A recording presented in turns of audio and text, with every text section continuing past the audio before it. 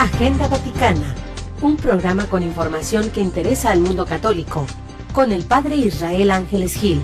Conozcamos juntos la extraordinaria riqueza del mensaje de la Iglesia Católica, principalmente la Agenda Vaticana. Comenzamos.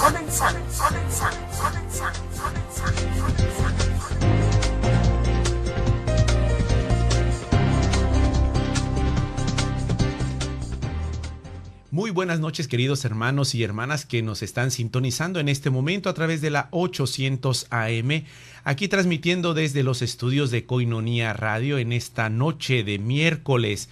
Exactamente son las 9 de la noche y estamos como cada semana en nuestra cita aquí en Agenda Vaticana. El día de hoy estaremos compartiendo con ustedes un especial sobre cuestiones del Vaticano, cosas interesantes, introducirnos, entrar al ambiente, conocer algunos de los elementos desde las estructuras materiales, así como también conocer parte de la ciudad del Vaticano, la gestión, cosas interesantes, que aquellas que van desde la cuestión de la historia hasta las cuestiones tecnológicas. Así que acompáñenos en nuestro programa Agenda Vaticana y desde luego estaremos compartiendo con ustedes más información y saludando a todos nuestros hermanos enfermos también, a todos los que nos siguen a través de las redes sociales y a todos los hermanos que también nos siguen a través de sus automóviles. Saludamos de manera cordial a nuestros hermanos ahí y hermanas en Chula Vista, San Diego, San Isidro y todos los lugares también de la República Mexicana, así como de Tecate, Ensenada, Rosarito y nuestros países que nos escuchan y nos ven a través de internet en Latinoamérica. Así que les enviamos un cordial saludo y sin más información, vamos a nuestros titulares en esta semana. La Agenda Vaticana, lo más importante, lo que ha seguido la prensa internacional de acuerdo a esta agenda del Papa Francisco, del latir y del pulso de la Iglesia. Así que vamos con nuestros titulares y al regresar estaremos con más información en este especial sobre la ciudad del Vaticano. Agenda Vaticana, un programa con información que interesa al mundo católico, con el Padre Israel Ángeles Gil. La Iglesia no está formada solo por los curas, la Iglesia somos todos, dice el Papa. El Papa Francisco retomó esta mañana sus catequesis sobre la Iglesia en el Año de la Fe y ante unas 50,000 personas presentes en la Plaza de San Pedro, explicó que la Iglesia es madre y que todos somos parte de ella, no solo los obispos y los curas. El Papa Francisco dijo que la Iglesia somos todos, desde el niño recién bautizado hasta los obispos y el Papa. Todos somos la Iglesia y todos somos iguales a los ojos de Dios. Todos estamos llamados a colaborar en el nacimiento de la fe de nuevos cristianos. Todos estamos llamados a ser educadores en la fe, a anunciar el Evangelio. Todos participamos de la maternidad de la Iglesia. Todos somos Iglesia, para que la luz de Cristo llegue a los extremos confines de la tierra. ¡Viva la Santa Madre Iglesia!, concluyó el Santo Padre. Recogen firmas para pedir que revoquen el Nobel de la Paz a Obama y lo otorguen al Papa Francisco. En el sitio web oportunidades.org se está recogiendo actualmente firmas para pedir que sea revocado el Premio Nobel de la Paz 2009 al presidente de los Estados Unidos, Barack Obama, quien ha asegurado su intención de intervenir militarmente en Siria. En un mensaje al pueblo de Estados Unidos la noche del 10 de septiembre, al tiempo que reconoció que esta nación está harta de las guerras, Obama aseguró que el ataque contra Siria será un ataque concreto para lograr un objetivo específico. La recolección de firmas remitida al Comité Nobel del Parlamento Europeo solicita que se revoque el Premio Nobel de la Paz que se le entregó a Barack Obama en el año 2009 y que lo reciba el Papa Francisco, pues el presidente de los Estados Unidos fomenta un conflicto armado en Siria, pese a que 6 de cada 10 estadounidenses están en contra de ello. Programa del Papa en la ciudad hermana de Buenos Aires, en Italia. El Papa Francisco viajará el próximo 22 de septiembre a Cagliari, en la isla italiana de Cerdeña, como había anunciado en la audiencia general del pasado 15 de mayo, cuando afirmó que entre la ciudad de Buenos Aires y Cagliari hay una hermandad antigua. En aquella oportunidad el Santo Padre dijo que cuando se fundó la ciudad de Buenos Aires, su fundador quería llamarla Ciudad de la Santísima Trinidad, pero los marineros que lo habían llevado hasta allí eran sardos y que querían que se llamase Ciudad de la Virgen de Bonaria. En Cerdeña, Italia, a la 1 de la tarde, el Santo Padre almorzará con los obispos de Cerdeña, en el Seminario Pontificio Regional de Cagliari, y a las 3 de la tarde en la catedral se encontrará con los pobres y los presos. Una hora más tarde, en el aula magna de la Pontificia Facultad Teológica, verá a los representantes del mundo de la cultura. A las 5 de la tarde, al final de la presentación Echa tus redes, se encontrará con jóvenes en Largo Carlo Felice. El Papa dejará Cerdeña a las 6:30 de la tarde y regresará al Vaticano a las 7:30 de la tarde. El Papa Francisco advierte sobre falsa religiosidad. En su homilía el 7 de septiembre en la capilla de la Casa Santa Marta, el Papa Francisco reflexionó sobre la pregunta del auténtico cristianismo y rechazó la práctica de enfocarse más en devociones que en Cristo mismo. Jesús es el centro de la fe, dijo el Papa. Un mandamiento es válido si viene de Jesús. Hago esto porque el Señor quiere que lo haga. Pero si soy un cristiano sin Cristo, hago esto y no sé por qué tengo que hacerlo, dijo. Como los fariseos, advirtió, hay alguna persona que hace de tantos mandamientos el centro de su religiosidad. Otros que tienen un falso sentido de religiosidad. Solo buscan devociones o cosas que son poco comunes y un poco especiales, que van detrás de las revelaciones privadas. Cuidado con esta falsa religiosidad, indicó el Santo Padre. Párroco italiano regala su antiguo auto usado al Papa Francisco. Un párroco italiano le regaló al Papa Francisco su automóvil blanco Renault 4 con 300.000 kilómetros de recorrido, en respuesta al pedido de sobriedad en sus vehículos que hiciera el pontífice cuando se reunió con miles de seminaristas en julio pasado. El padre Renzo Roca, de la parroquia Santa Lucía, en Verona, Italia, le escribió al Santo Padre ofreciéndole su carro, y el 10 de agosto recibió una llamada de Francisco, quien luego de saludarlo con el "Alabado sea Jesucristo", le preguntó si estaba seguro de querer regalárselo, si no le haría más falta a otra persona, y sobre todo, si yo tenía un auto para mí. El automóvil fue entregado al pontífice el 7 de septiembre en la residencia de Santa Marta, momentos previos a la vigilia de oración de la paz en Siria, Medio Oriente y el mundo entero, que se llevó a cabo en la Plaza de San Pedro.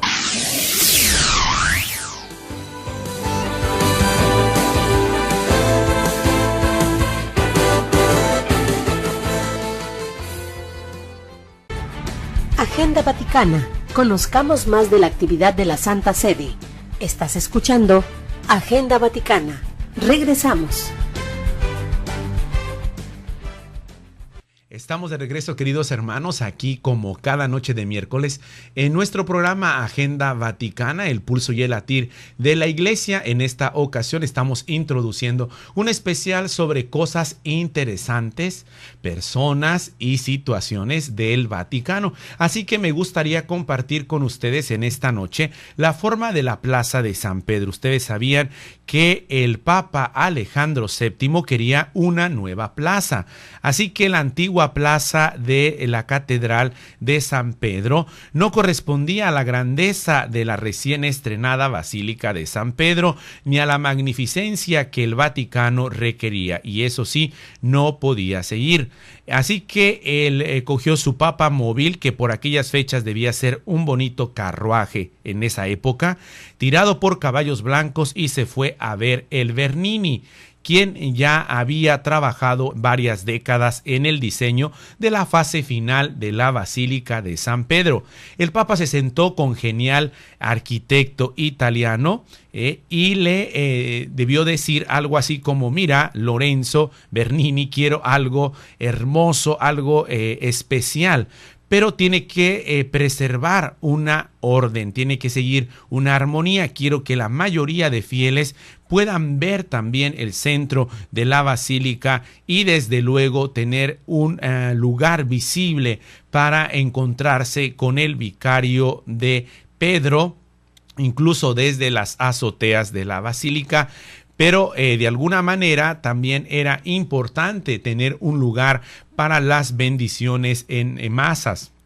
cuando el Papa saliera a la logia, desde donde hace unos meses pudimos ver la salida a este balcón central en la Basílica de San Pedro, donde todos fuimos testigos de, ya desde antes del Papa Ratzinger, el Papa emérito Benedicto XVI, y ahora del Papa Francisco, la ventana que estuvo en los ojos de todo el mundo. Bueno, esta era parte también de la visión que tenía el Papa Alejandro VII para la cuestión de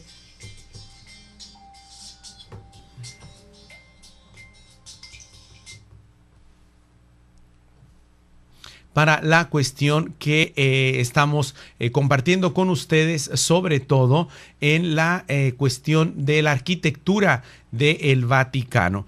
Así que se quería una plaza que fuera de manera simétrica, porque la simetría es lo que se lleva de alguna manera, y hoy la podemos ver en estos dos brazos que componen la Basílica de San Pedro. El arquitecto italiano Bernini tuvo una brillante idea. Su solución fue diseñar dos enormes columnatas, las más extraordinarias que se habían creado hasta el momento, sobre las que descansarían una especie de balastras con las figuras de 140 santos y doctores de la Iglesia. Imaginémonos que estas columnas que abrazan la ciudad del Vaticano y que están presentes en la plaza de San Pedro están compuestas por 140 santos y doctores de la Iglesia. Estas tenían dos espacios y dos formas claramente diferenciadas. Por un lado, una entrada trapezoidal hasta la iglesia, unida con una elipse hasta la vía de Alexandrina, y a esta conjunción de formas la dotó de un simbolismo místico: dos manos que abrazan, que son las que dan forma al atrio de San Pedro. El napolitano, este arquitecto, interpretó la cúpula de la basílica como una cabeza humana. Vean qué interesante esto, la conocida Basílica de San Pedro con esta cúpula. Incluso quienes han viajado a la ciudad de Roma han podido entrar también en ella y subir aquella infinidad de escalinatas, o también ya ahora actualmente en la tecnología hay un elevador que sube precisamente hasta la cúpula de San Pedro.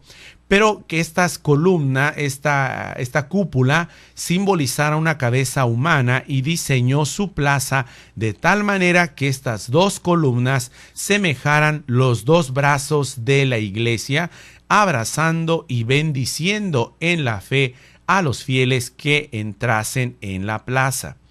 Y de esta manera es uno de los lugares más conocidos mundialmente donde se llevan a cabo las celebraciones más importantes en la ciudad del Vaticano. En esta que tiene siempre como horizonte incluso nuestra imagen aquí, para quien nos está viendo a través del internet, nos está siguiendo a través de esta transmisión, pues siempre en las reportajes o incluso en los enlaces en vivo, la cúpula de San Pedro de la ciudad del Vaticano es un signo, es un símbolo, y hoy la historia, los datos que hemos compartido con ustedes nos hacen pensar en este diseño del arquitecto de Lorenzo Bernini, que quería representar una cabeza humana, Cristo cabeza de la iglesia, con estas dos manos que abrazan la fe. Recordemos que estamos viviendo este año de la fe, y entre otra información les comparto que la bandera pontificia de la ciudad del Vaticano está formada por dos campos verticales de color amarillo a la izquierda y blanco a la derecha. Sin embargo, en el pasado, la bandera de los estados pontificios era de amarillo y granate, dos colores tradicionales del Senado y del pueblo romano, una especie de tinto, de color tinto, como decimos, color vino un poco. Estos fueron sustituidos después en 1808 con el blanco y el amarillo, cuando el Papa Pío VII ordenó a su guardia noble y a los demás cuerpos armados pontificios que permanecieron fieles a adoptar una nueva escarpela o escaparela con dichos colores para distinguirlos de las tropas incorporadas al ejército francés. La bandera pontificia o la bandera del Vaticano, que muchos de nosotros conocemos por sus colores blanco y negro, y el escudo pontifical en blanco y amarillo, más antigua, enarbolada por primera vez en 1824 con la Marina Mercante. Tenía los campos dispuestos diagonalmente, y posteriormente el Papa Pío IX, tras regresar del exilio de Gaeta, dispuso que se representaran las dos bandas verticales en blanco y amarillo, añadió el escudo papal. Solo después del Tratado de Letrán entre la Santa Sede y la República Italiana, el 11 de febrero de 1929, la bandera pontificia adquirió la representación actual como la conocemos. Así que estamos en este programa especial hoy en Agenda Vaticana. Entre más información y formación, conociendo también la Ciudad del Vaticano, como hemos visto, algunas de las ideas de la arquitectura de la Plaza de San Pedro, sobre todo en la cúpula, como una imagen de Cristo cabeza, y también recordemos que al centro de estos santos y doctores de la Iglesia, que se encuentran precisamente en las columnatas, las llamadas columnatas, estos dos brazos que abrazan la Plaza de San Pedro, al centro se encuentra Cristo resucitado, que lleva la cruz en su mano, como presencia de triunfo de Cristo, que es el centro, Cristo el viviente, el resucitado, que es el centro, el principio, el alfa, la omega de la fe y de la experiencia cristiana, donde confluyen todas las realidades, el cosmos, el mundo, la historia, el presente, el pasado y el futuro. Así que también compartimos con ustedes la importancia de conocer este símbolo de la bandera vaticana, que incluso en todas las dependencias del Vaticano, ahí en la ciudad de Roma, se encuentra, y cuando son festividades importantes de la Santa Sede, esta bandera también está presente, se ondea. Por ejemplo, en la pasada elección del Papa Francisco se puso en los diferentes dicasterios, en los edificios y en las diferentes instituciones relacionadas con la Santa Sede. También se desenvuelve o se ondea la bandera del Vaticano. Así que ya estamos conociendo también un poco sobre esta bandera, que con sus colores representativos blanco y amarillo nos lleva a la historia, y es recientemente, por así decirlo, nueva. En 1929 ya la bandera pontificia adquiere la representación actual con la que la conocemos. Así que si por ahí no se ha dado un vistazo a conocer la bandera del Vaticano, aquí en Koinonia Radio, hoy en esta noche de miércoles, Agenda Vaticana, estamos compartiendo cosas de interés general sobre la Ciudad del Vaticano. Así que no se vaya, quédese con nosotros. Estamos compartiendo con ustedes Agenda Vaticana, cosas curiosas, personas, objetos, historia y sobre todo acercándonos a conocer más la Ciudad del Vaticano. Regresamos en un momento, envíenos sus saludos y con gusto les atenderemos aquí en Koinonia Radio. Regresamos en un momento. Agenda Vaticana, observando de cerca la actividad del Papa y de Roma. Hacemos una pausa. Agenda Vaticana. Agenda Vaticana. Agenda Vaticana. Conozcamos más de la actividad de la Santa Sede.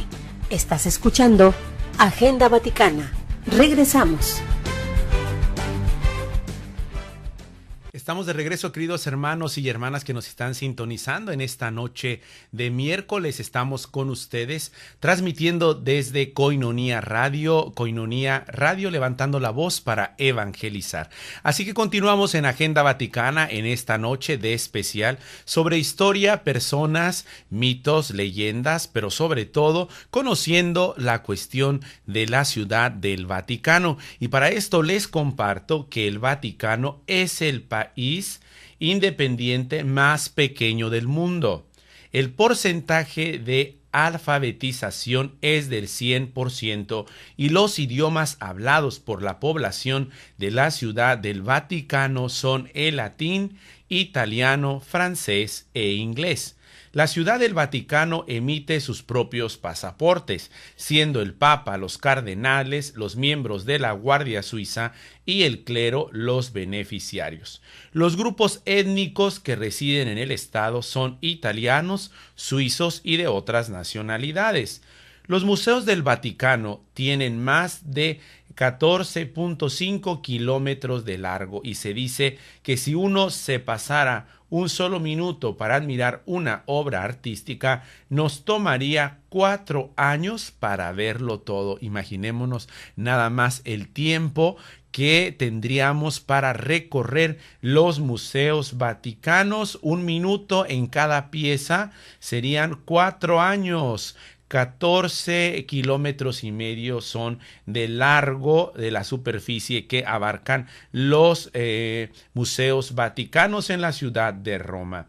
La superficie total del estado, como decíamos, el país independiente más pequeño del mundo, es aproximadamente de 0.44 kilómetros cuadrados. La ciudad tiene su propio sistema telefónico, también tiene correo, observatorio astronómico, estación de radio conocida como Radio Vaticana, sistema bancario, que por cierto aquí a través de Agenda Vaticana hemos seguido la cuestión del monitoreo sobre las transformaciones que el Papa Francisco está haciendo en la banca vaticana y que es uno de los puntos de su reestructuración.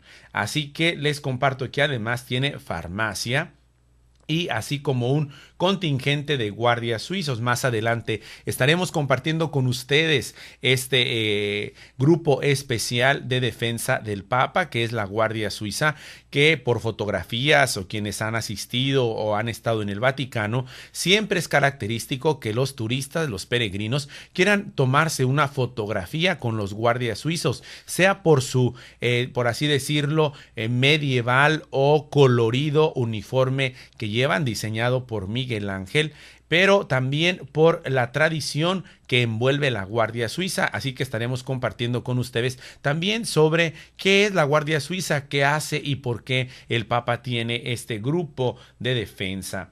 La ciudad tiene su propio sistema telefónico, decíamos su correo, observatorio astronómico, y cuenta también con un contingente de la Guardia Suiza responsables de la seguridad personal del Papa. El Vaticano no tiene línea costera. No hay peligros naturales para la Ciudad del Vaticano. Además es una zona urbana y la población del lugar es de unas 932 personas. Incluso ya actualmente, según las estadísticas, rebasa las 1,000 personas que son ciudadanos del Vaticano. La tasa de crecimiento de la población es de aproximadamente 1.15%.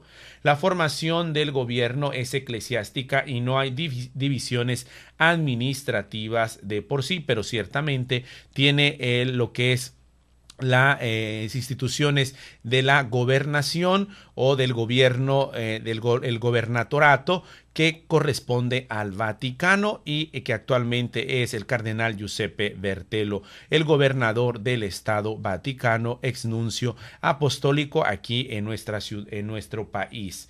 Y el nivel de vida y los ingresos de un trabajador del Vaticano es comprobable a la de un italiano promedio, más o menos, para que tengamos una idea. Muchos antes de que el cristianismo llegara, el lugar ya era considerado sagrado y las personas no se les permitía quedarse allí, ya que desde luego era fuera de la ciudad de Roma, pero es un lugar simbólico también el lugar donde conocido como las Siete Colinas, en la ciudad de Roma, donde se edificó actualmente la ciudad del Vaticano. Y puesto que es un estado pequeño con una población pequeña, la tasa de delincuencia es mucho menor también que la de Italia, y aproximadamente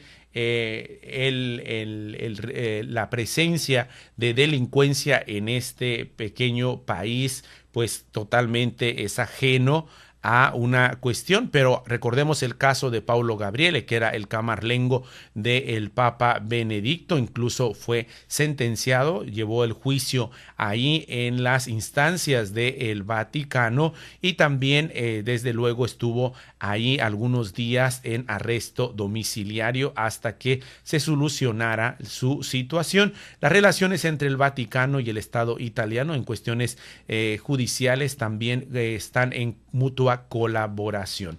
Entre otra formación e información, les compartimos en esta ocasión la Guardia Suiza, como habíamos dicho. La Guardia Suiza no es un invento vaticano. El primer cuerpo de élite suizo fue creado por el monarca Luis IX o noveno en 1474.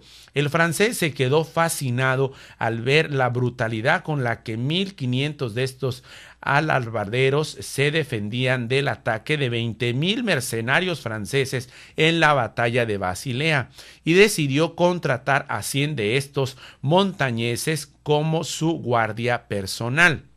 Los alpinos, porque están situados en el país, en la nación suiza, se hicieron famosos por su disciplina, su lealtad y su fuerza en combate.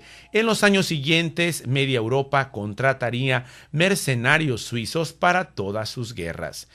Julio II no iba a ser menos, necesitaba un cuerpo de guardia que le pudiera defender a muerte en caso de extrema necesidad, y decidió tirar también por la vertiente suiza. Desde entonces, 100 guardias de esta nacionalidad forman el ejército de la Ciudad del Vaticano. Solo la Santa Sede tiene permiso para contratar el viti para este menester, ya que desde 1874 la Constitución suiza impide a sus ciudadanos enrolarse en ejércitos extranjeros, así que es una excepción.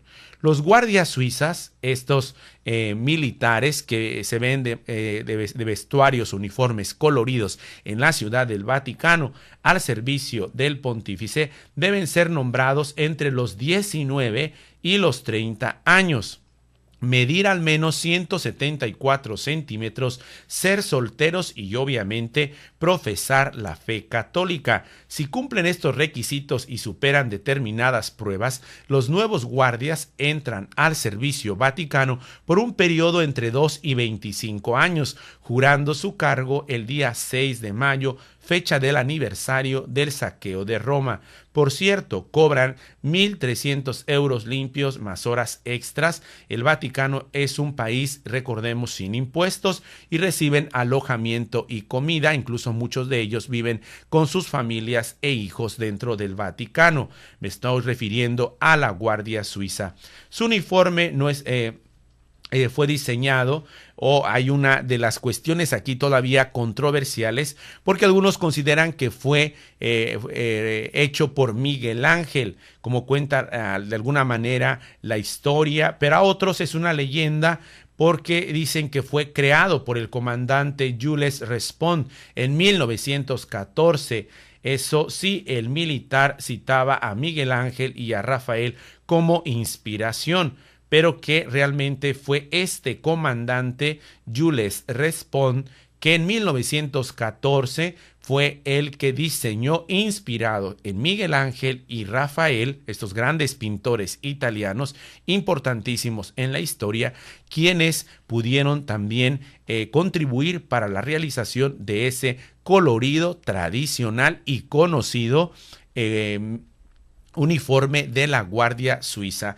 Continuamos con más aquí en nuestro programa desde nuestras transmisiones aquí en Koinonia Radio. Les seguimos recordando que estamos unidos en oración por la paz en Siria y en Medio Oriente. Continuamos, aunque ya desde el sábado pasado el Papa ha celebrado esta jornada de oración por la paz del mundo. También continuamos en unión y en solidaridad por nuestros hermanos de Siria, por la situación internacional que se está viviendo, y desde luego seguimos haciendo eco aquí en Koinonia Radio, conociendo más también de la ciudad del Vaticano. Al regresar estaremos compartiendo con ustedes por qué ese rojo cardenalicio, como decimos, por qué los cardenales visten de rojo, otras curiosidades, por ejemplo, el cónclave,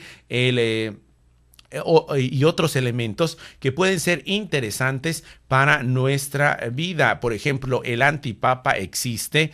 ¿Qué situaciones también novedosas? Por ejemplo, durante nuestra programación estaremos hablando de la cuestión ecológica del Vaticano, la energía solar que tiene el Vaticano. Con más información y más formación regresamos en un momento en esta noche de miércoles aquí con ustedes, transmitiendo en la fe y en la alegría Agenda Vaticana, el pulso y el latir de la Iglesia en este especial sobre la ciudad del Vaticano. Algunos elementos que nos ayuden a descubrir el centro de la fe de la Iglesia Universal. Regresamos en un momento, no se vayan. Agenda Vaticana. Observando de cerca la actividad del Papa y de Roma. Hacemos una pausa. Agenda Vaticana. Agenda Vaticana. Agenda Vaticana. Conozcamos más de la actividad de la Santa Sede. Estás escuchando Agenda Vaticana. Regresamos. Queridos hermanos, estamos de regreso compartiendo con ustedes en esta noche de miércoles este especial sobre el Vaticano. Algunos elementos, algunas notas sobre la historia y sobre todo algunas cuestiones que nos interesan, porque desde luego ahí está la Iglesia Universal, la sede de nuestra Iglesia Católica. El Vaticano despierta constantemente interrogantes a nivel mundial. Entre otros datos interesantes, como habíamos compartido, es que el estado más pequeño del mundo cuenta con una población que aproximadamente supera las 1,000 personas. Todos los secretos del Vaticano se encuentran ya recogidos en muchos volúmenes representados, escritos más bien. Recientemente en la ciudad de Roma se encuentra una gran cantidad de bibliografía dedicada precisamente a tratar en diversos libros cómo funciona el Vaticano, e incluso escritos por periodistas italianos como Enzo Romeo, quienes y otros tantos vaticanistas que han escrito cuestiones del Vaticano, historias, personajes, las curiosidades incluso de las estancias vaticanas. Pero sobre todo es importante que compartamos este tipo de información con ustedes, ya que también necesitamos comprender este tipo de instituciones y las cuestiones relacionadas con el Vaticano. Frecuentemente se piensa que está como velado, que está escondido, que es misterioso, pero en realidad el Vaticano es un instrumento que debe servir para que el Papa, el Vicario de Cristo, pueda anunciar la buena nueva a todo el mundo. Así lo han dicho algunos autores que escriben sobre el Vaticano, y es tan aparentemente el mito que se crea alrededor de esta institución, pero también podemos ver cómo el arte, la cinematografía, las comunicaciones, diferentes áreas e instituciones de nuestra sociedad constantemente hacen referencia a esta institución, lo estudian. Hay posibilidades de poder estar cerca también del conocimiento y la profundización de esta institución. En el Vaticano, les comparto, se combinan elementos de vida cotidiana con eventos de gran magnitud. Cuenta con un supermercado, como decíamos, farmacia, los conocidos jardines vaticanos, pero también con un sistema de correo propio, museos e incluso medios de comunicación, como es la Radio Vaticana y la Televisión Vaticana, a través de la cual podemos nosotros también compartir con ustedes las ceremonias del Papa, el centro televisivo, también la sala de prensa, una de las mejores, por así decir, y desde luego funcionales, los 365 días del año, que constantemente está trabajando la sala de prensa del Vaticano, que toma parte también de la estructura del Pontificio Consejo para las Comunicaciones. Una estructura que también el Papa utiliza para poder gestionar la realidad de la Iglesia Católica en el mundo. Y por su parte, el cardenal Óscar Rodríguez Madariaga, por ejemplo, arzobispo de Tegucigalpa, comentó que esta cuestión de bibliografía o de informar sobre cuestiones del Vaticano, sobre qué es esta institución, qué hacen ahí, o algunos elementos históricos, algunos elementos institucionales, otros también elementos de alguna manera sociales y de estructura del Vaticano son importantes. Y reconoce el cardenal Óscar Rodríguez Madariaga que hoy es necesario, como cultura general, también como católicos, conocer y profundizar la historia, las cuestiones, las situaciones, y también un poco formarnos en esa atmósfera sobre las cuestiones del Vaticano, que actualmente vienen explotadas o vienen incluso traducidas, vienen estudiadas por personas ajenas que de alguna manera, incluso como forma de charlatanería, presentan cuestiones de mitos y leyendas en torno a una de las instituciones que es importante conocer. Y precisamente les comparto que en esto uno de los elementos que nos llama mucho la atención es el rojo del vestuario de los cardenales. Es curioso ver a los cardenales con sus vestiduras rojas como la sangre.